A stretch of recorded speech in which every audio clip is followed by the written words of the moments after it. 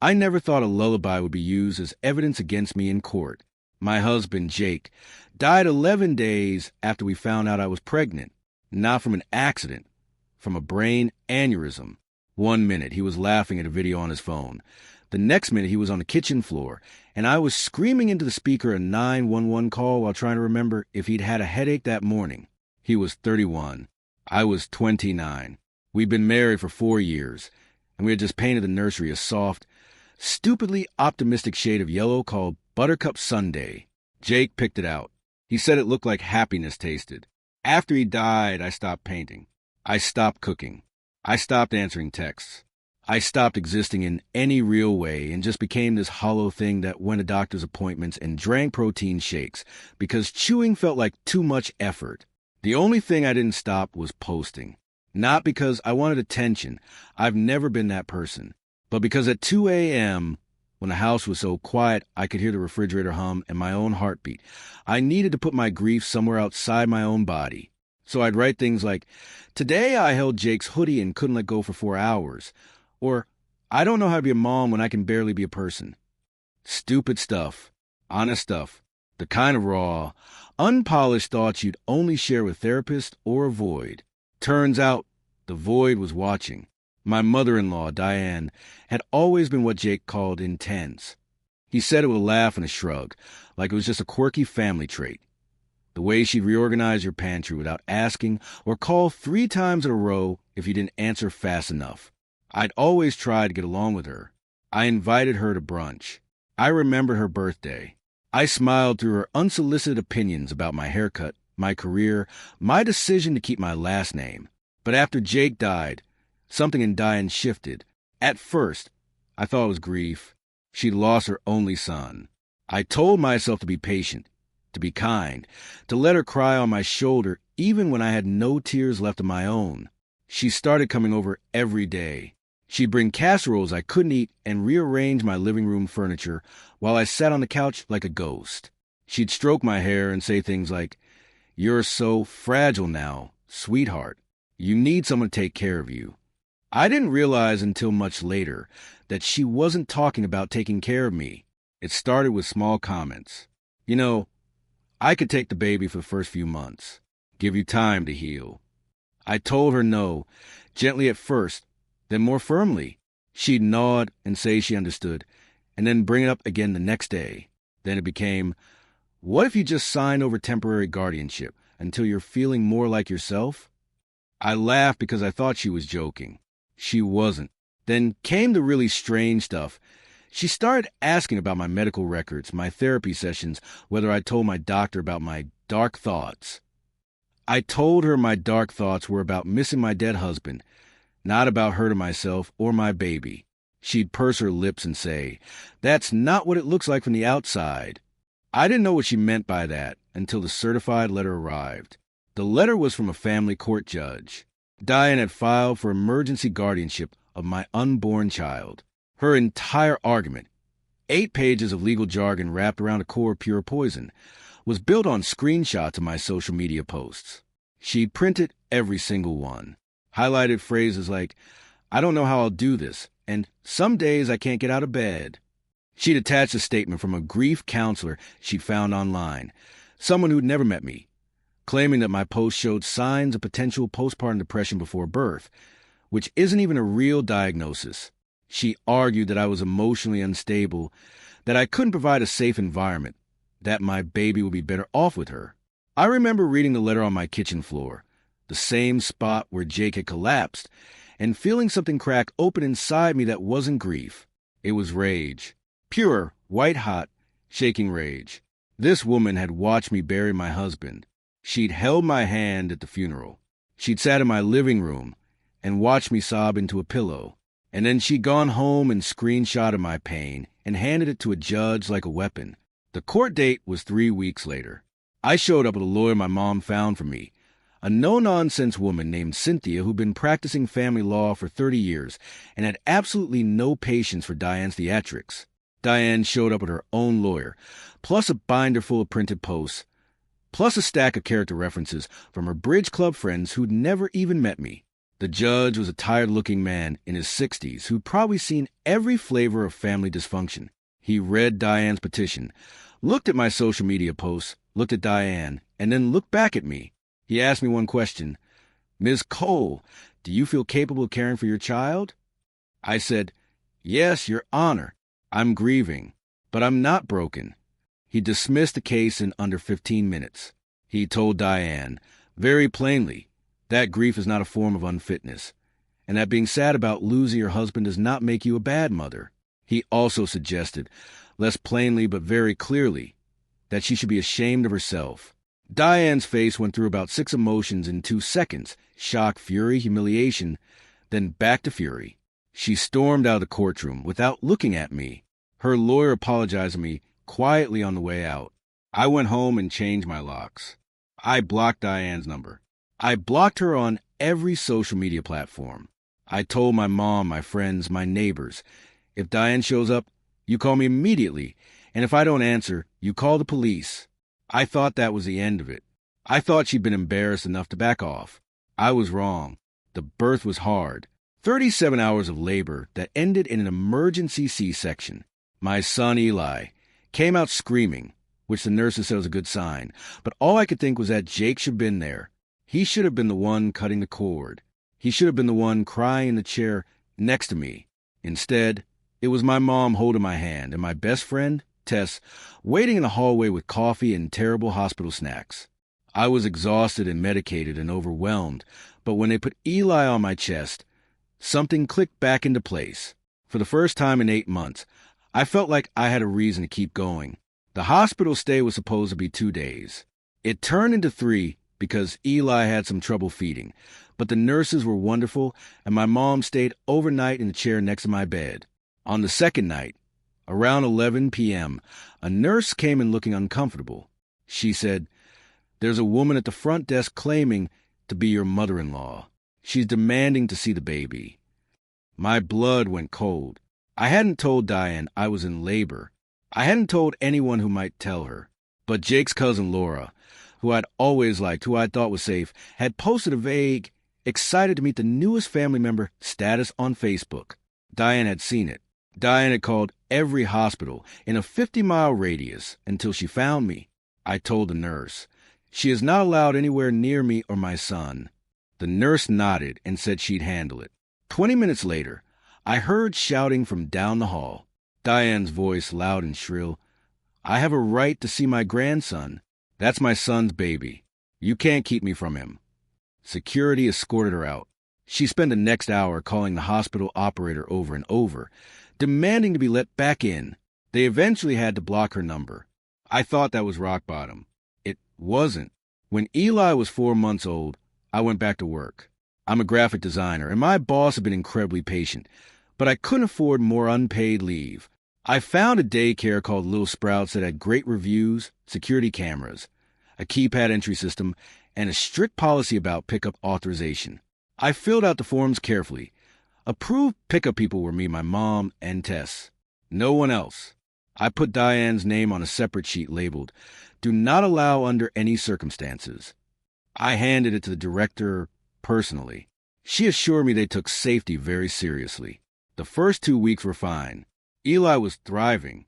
I was surviving. Every morning, I'd drop him off, go to work, cry in my car for 10 minutes, then pull myself together and design logos for a coffee chain. It wasn't glamorous, but it was mine. Then, on a random Tuesday, my phone rang at 2:15 p.m. The caller ID said Little Sprouts. I answered, and the director's voice was tight. "Ms. Cole, your mother-in-law is here. She's demanding to pick up Eli." My hands started shaking. "You did not let her take him." "Of course not," the director said, "but she's refusing to leave. She says she has a right to see her grandson. She's been here for 20 minutes, and she's getting loud."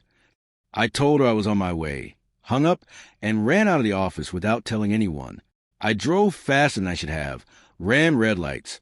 The whole terrible cliché. When I got to Little Sprouts, Diane was standing outside the front door, her back to me, yelling through the glass at the staff inside. She was wearing a long gray coat and holding a pink diaper bag. I don't know where she got it, but it looked new. like she'd gone shopping for this exact moment.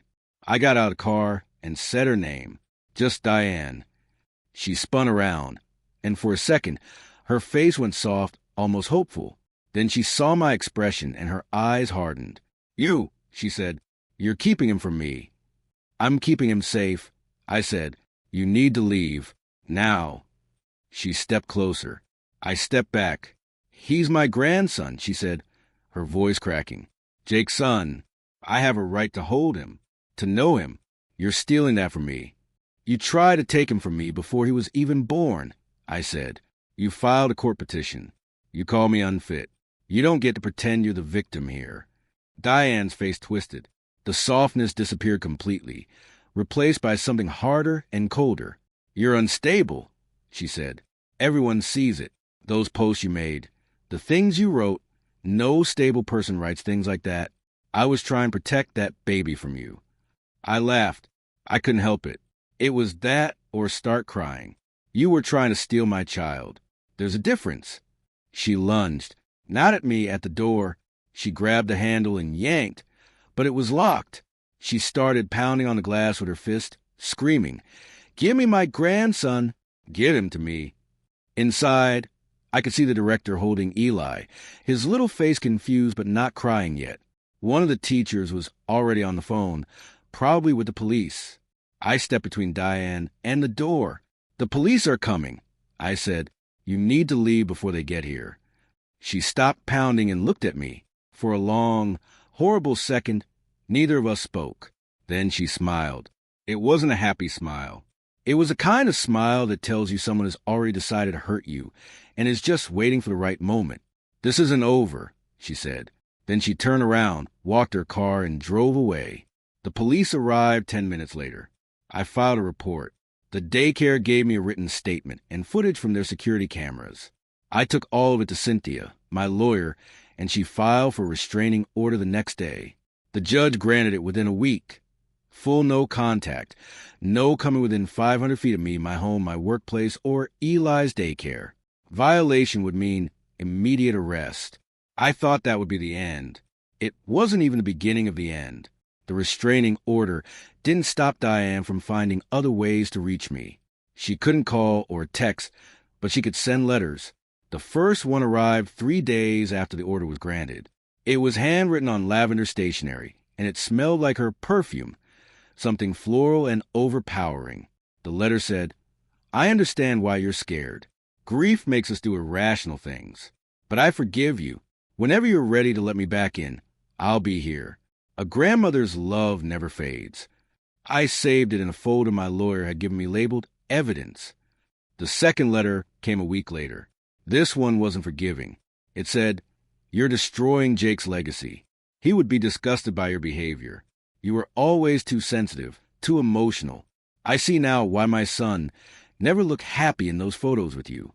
That one hurt, not because I believed her, but because she knew exactly where to cut. I saved that one too. The third letter was the worst. It was addressed to Eli. She'd written, "Dear Eli, your mommy won't let me see you, but I want you to know that I love you more than anything. Your daddy would want us to be together. One day, when you're old enough to understand, I'll explain everything. Until then, I'll be waiting." I didn't open that one myself. I handed it straight to Cynthia, who added it to the file and said, "This is getting dangerous." Then came the stalking. It started small, a car that looked like Diane's parked down the street from my house at odd hours. I'd noticed it at 6 a.m. when I left for work, and it would still be there at 10 p.m. when I came back from putting Eli to bed.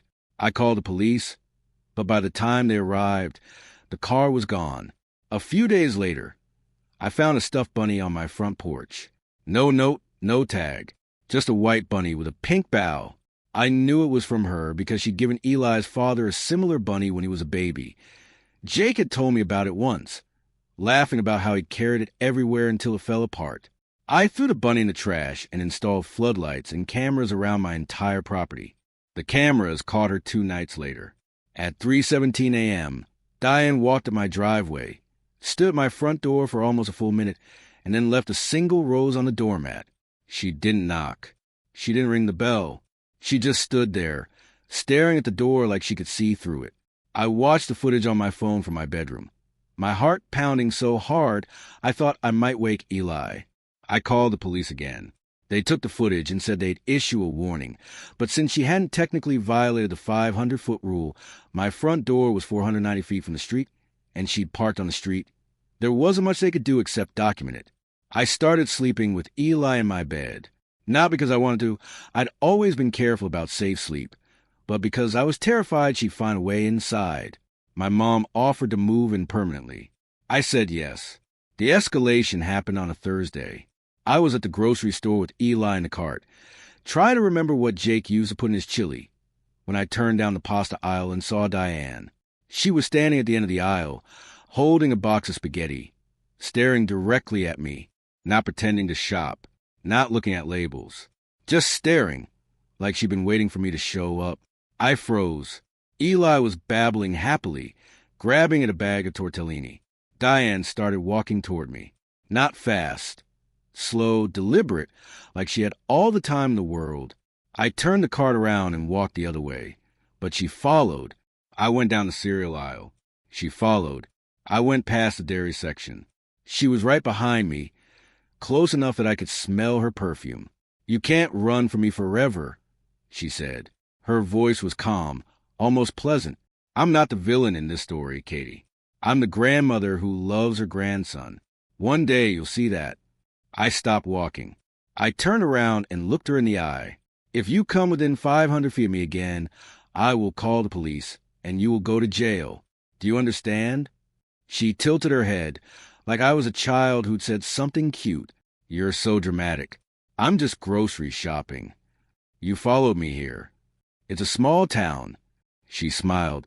"We're bound to run into each other." I pulled out my phone and started recording. "I'm documenting this.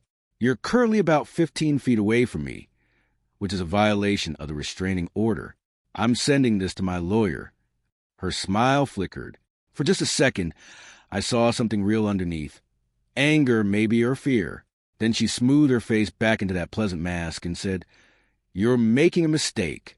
Then she turned around and walked away. I stood in the dairy section for 5 minutes, shaking, while an elderly woman asked me if I was okay. I wasn't, but I sent the video to Cynthia, and Cynthia sent it to the court. The judge issued a warrant for Diane's arrest for violating the restraining order. She was picked up at her house 2 days later.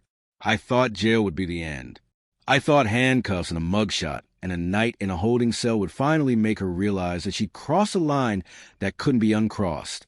But Diane posted bail within hours, and the first thing she did was call Jake's aunt, the one who still sort of talked to her, and say, "That woman is trying to destroy me. She's lying. She's manipulating the system. I'm the victim here." Some of Jake's relatives believed her. Not many, but some. A cousin texted me to say, "Can't you just let her see the baby once? She's old and sad and alone." Another one left a voicemail saying, "Family forgives family. This is getting out of hand." I didn't respond to any of them. I didn't owe them an explanation. I owed my son's safety. The criminal case against Diane took 4 months.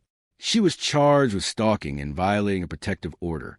Her lawyer tried to argue that she was suffering from prolonged grief disorder and that she wasn't responsible for her actions. The prosecutor played the daycare security footage in court, Diane pounding on the glass, screaming for her grandson. They played the grocery store video I'd recorded. They showed the letters, the bunny, the rose, the 3 a.m. driveway footage. They called me to the stand, and I testified for an hour about what it felt like to be pregnant and alone and terrified that someone would take the only thing I had left of my husband. Diane cried through most of the testimony. Loud, theatrical sobs that made her lawyer wince. The jury wasn't buying it. They deliberated for less than 2 hours before coming back with a guilty verdict on both counts. The judge sentenced her to 18 months of probation, mandatory mental health treatment, and a strict no-contact order that would last 5 years. He also ordered her to pay restitution for the security system I'd installed. Before he handed down the sentence, he looked at Diane and said something I'll never forget. "Grief is not a license to terrorize. Your son's widow has shown more grace than you deserve. If you contact her or her child again, I will send you to prison.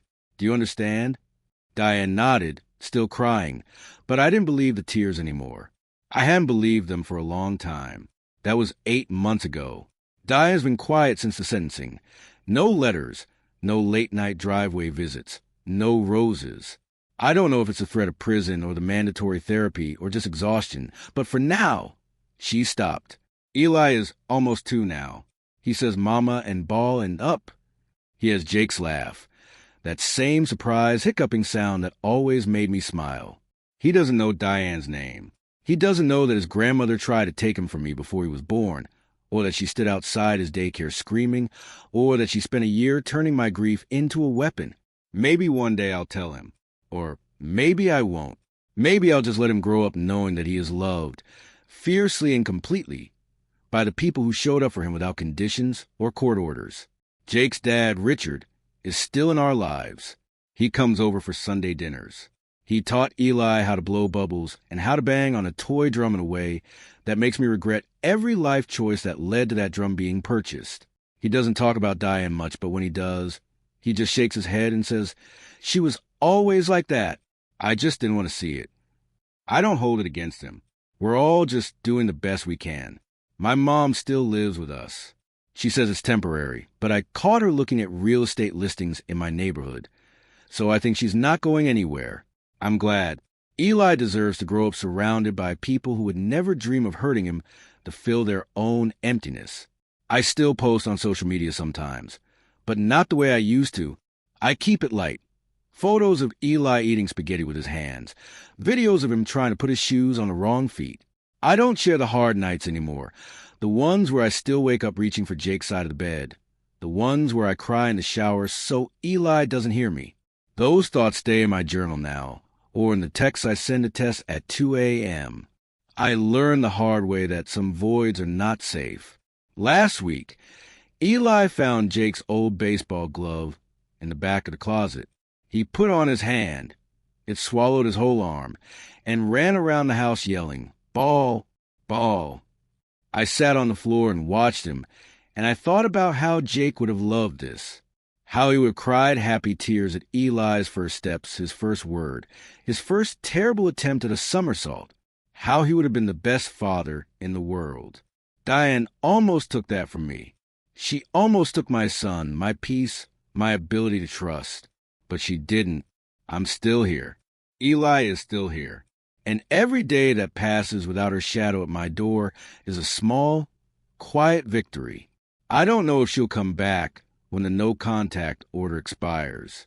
I don't know if 5 years of therapy will change her or just teach her to hide it better. But I do know this. I'm not the same woman who sat on her kitchen floor, too broken to stand. I'm a mother now. And mothers don't get to fall apart forever. They get back up. They lock the doors. They save every letter, every video, every piece of evidence. And when the people who are supposed to love them try to tear them down, they build something stronger in its place. Eli is napping now. The house is quiet.